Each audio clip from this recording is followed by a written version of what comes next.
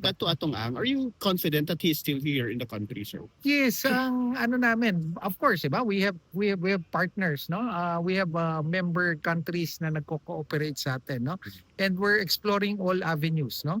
The diplomatic community, we're exploring lahat ng channels natin. Ang record natin,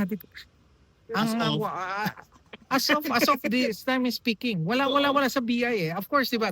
Those are the formal channels. Wala sa No? tawi-tawi sir. Wala the formal channels. No? Sa formal channels, wala talaga. No? Okay. Pero on some intel, yes, there are indications that he's still around.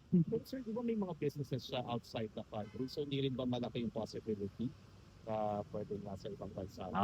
If we're talking about the realm of possibility, everything is possible, di ba? If you have resources, you can do that, di ba? And if you have that desire to do it, you can do it with the resources. But again, patuloy pong gumaganap ang inyong mga law enforcement agencies. Patuloy po natin hinahanap. Malapit na ba, sir, na mahanap? Malapit, malayo, I cannot predict. Sir, NBA nag-submit na sila. Di ba may binigyan sila ng more time to submit material?